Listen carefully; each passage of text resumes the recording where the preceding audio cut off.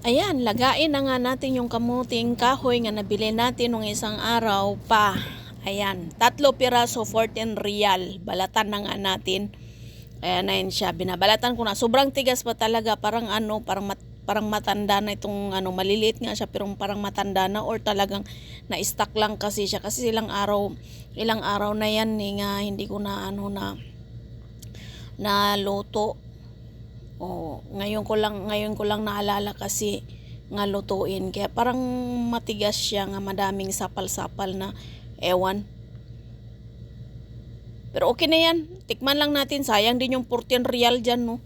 Dati 10 real ang niyan, ang 1 kilo. Ngayon 14 real ang ang 1/4 niya yan. O di ba? Sayang din kaya ipagpatuloy na lang natin. Pagtiyagaan na lang natin nga kahit matigas. Matigas nga talaga siya balatan, no. Ayan. Lagyan na natin ng tubig kaunti para malaga na natin, maluto, mamerienda. Lagyan lang natin ng kaunting asin para may lasa-lasa naman kaunti. Ayan na. Kaunting kahoy natin kanina nga naluto.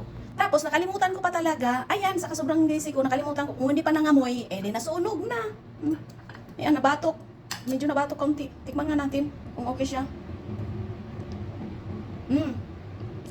Okay naman.